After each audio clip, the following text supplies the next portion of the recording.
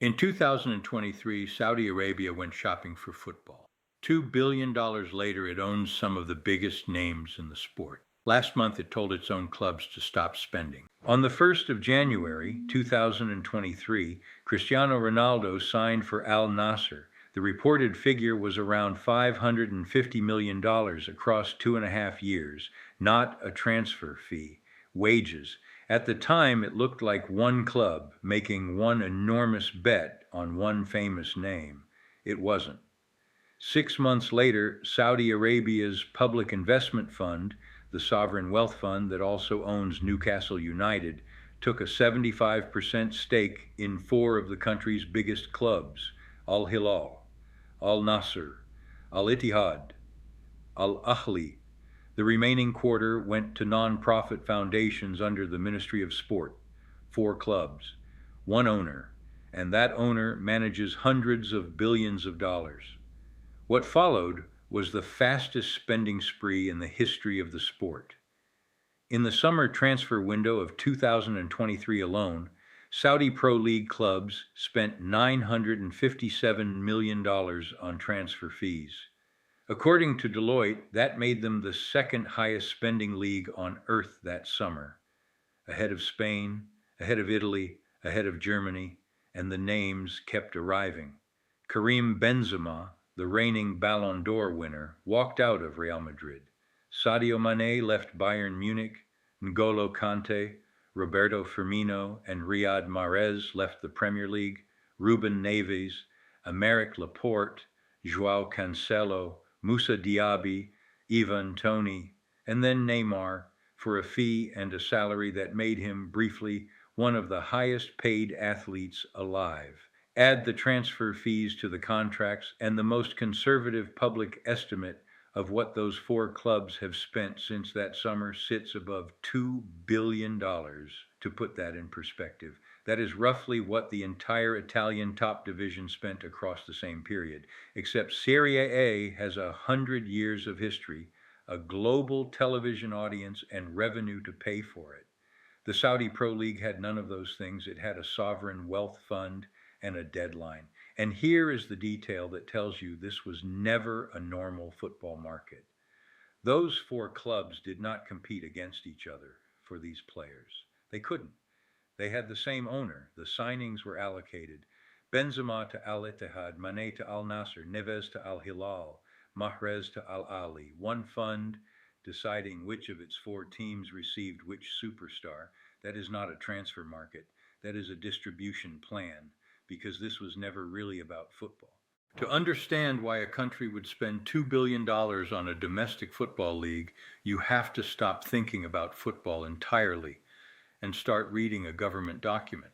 In 2016, Saudi Arabia published Vision 2030, a national plan to reduce the country's dependence on oil. Inside it were targets that had nothing to do with sport and everything to do with why Ronaldo ended up in Riyadh. Increase household spending on culture and entertainment, raise the share of the population exercising regularly, build domestic industries that employ young Saudis, and around 63% of the population is under 35. Football was the fastest available instrument for all three. There is a version of this story where that is the whole explanation. A young country, an oil economy running out of runway, and a government buying the one product its own population already loves. But there was a second audience, and it wasn't domestic. Critics call it sports washing, using sport to soften a country's international image and to crowd out coverage of its human rights record. Human rights organizations have made that argument repeatedly, and specifically about Saudi Arabia. The logic is simple and uncomfortable. When a search for the country returns Cristiano Ronaldo instead of a headline about executions or about the killing of the journalist Jamal Khashoggi, the investment has done its job. Saudi officials reject that framing. They point to Vision 2030, to participation targets, to tourism, to the fact that almost every major economy has used sport for soft power, and that nobody reached for the word sports washing when Italy or Germany or the United States hosted a World Cup. Both of these things can be true at the same time. A country can genuinely want its own citizens in stadiums and also want the rest of the world to look at something else. I am not going to resolve that argument in a video about transfer fees. What matters for this story is what the strategy required. Either way, it required attention.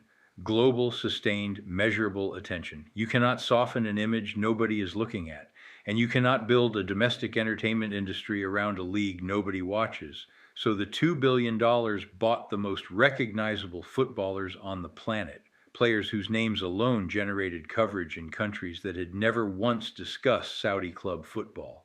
That part worked immediately. The question was always what happened next, whether the audience would follow the players or whether the world would look once and then go back to whatever it was watching before. So here's the part that decides everything. They bought the players. The whole strategy depended on one thing after that. Did anybody actually watch? Start with the stadiums. Across the 2024 to 25 season, the Saudi Pro League played 306 matches. The average attendance was 8,355. For comparison, the Premier League averages around 40,000. The German Bundesliga over 38,000. Even the second tier of English football regularly beats 20,000. And the average hides something worse. The lowest recorded attendance that season was 85 people. 85. In a professional league that had just spent nearly $1 billion in a single transfer window. Now, Ronaldo did move the numbers. Economists at the University of Stirling studied it properly and published the result. When Ronaldo played at home, his club stadium filled by an extra 20%. When he traveled, the host stadium gained 15%. And in the matches where he did not play at all, 3%. That is the entire strategy in one statistic. The effect was real, and it was almost entirely attached to one man on the days he showed up. Television told the same story. Despite everything that arrived, the league recorded some of its lowest broadcast ratings in Spain and in France and struggled for any meaningful audience in the United States. The players were global. The league was not. And this is where the money created a trap. Think about what novelty actually is. It is the thing that stops being interesting the moment it stops being new. The first time Benzema plays in Jeddah, that is a story. The 40th time, it is a Tuesday. So, to keep the attention, they had to keep signing. Every window needed a name bigger than the last one, because the previous names had already been absorbed into the background, which means the spending could never be an investment that pays for itself and stops. It had to be a subscription.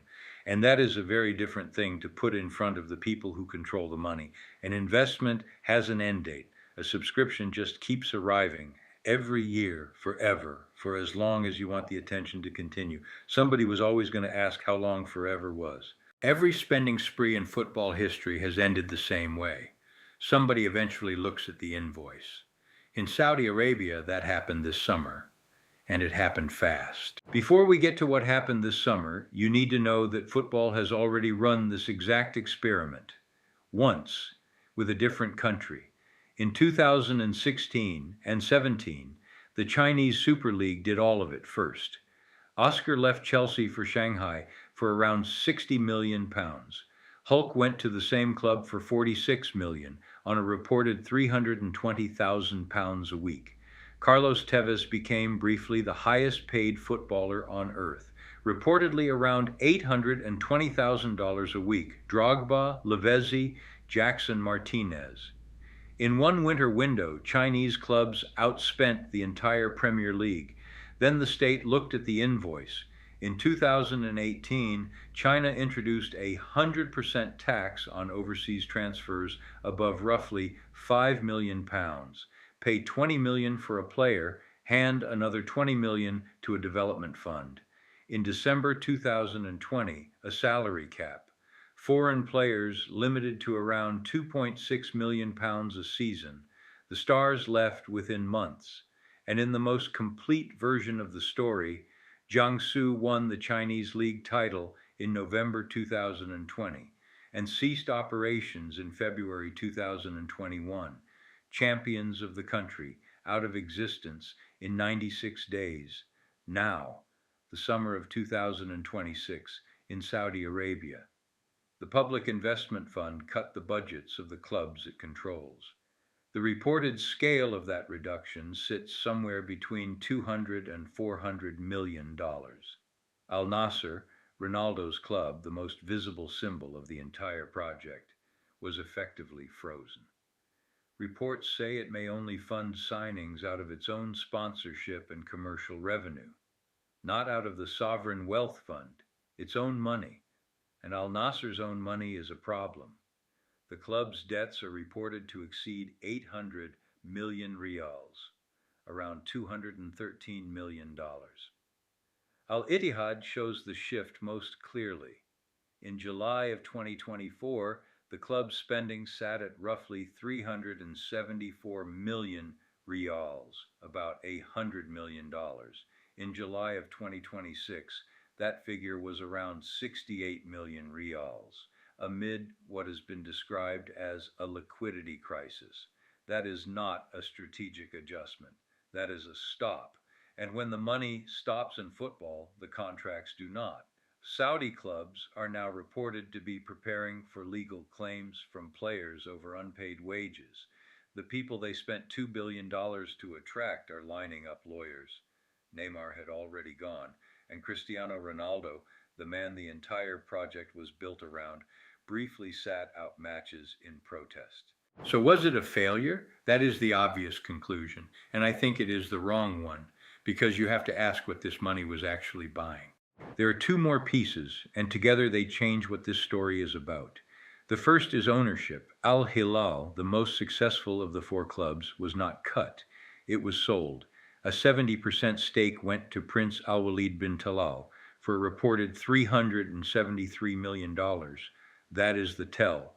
The sovereign fund is not simply spending less, it is looking for somebody else to hold the asset.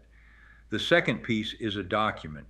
The Public Investment Fund published its strategy for 2026 to 2030. Sport is not listed among its priority areas. 3 years after buying four football clubs and the most famous footballer alive, the fund that paid for all of it no longer lists the sector as a priority. So, was it a failure? That is the obvious conclusion. I think it is the wrong one. Judge it as a football project, and the numbers are brutal. $2 billion, average crowds of 8,000, record low ratings across Europe, clubs in debt, players preparing lawsuits, and the financier walking away. But that was never the only scoreboard, because between the spending and the retreat, something else happened. In December 2024, FIFA confirmed Saudi Arabia as host of the 2034 World Cup. It was the only bid. Think about the sequence: buy the players, dominate three transfer windows, make the country impossible to ignore inside the sport, then win the biggest hosting rights in football, unopposed. If the goal was a self-sustaining domestic league, this failed. If the goal was to move Saudi Arabia from the outside of world football to the center of it in under 4 years, then the $2 billion was not an operating cost. It was an entry fee, and it has already been paid. That is the uncomfortable part. The retreat is not necessarily evidence that the strategy collapsed. It may be evidence that the expensive phase is simply finished, but somebody still carries the cost of the phase that ended, not the fund. A fund can just stop. The players signed long contracts on the assumption that the money behind them was effectively infinite. Some left the peak of European football to be there. They are now at clubs with cut budgets, mounting debts, and in some cases unpaid wages. The clubs carry the debt. Al Nasser's obligations do not disappear because the strategy moved on, and the supporters, the young Saudi population that Vision 2030 kept talking about, were promised a league that would rival Europe. They are now watching it shrink. This is what happens when a sport is used as an instrument. It works, right up until the instrument is no longer needed. Football has seen this before at club level. A wealthy owner arrives, spends extraordinarily, changes everything, and then loses interest or runs out of money or gets what they came for. The trophies stay in the cabinet. The debt stays on the books. Saudi Arabia did it to an entire league in 3 years with sovereign money. And in 2034, a World Cup will be played in stadiums built by the same fund that has just told its football clubs to stop spending. So here's what I actually want to know. When a state buys its way into a sport and then quietly steps back, who is left holding the bill? Tell me in the comments. Subscribe. We keep digging into the stories nobody else is covering properly.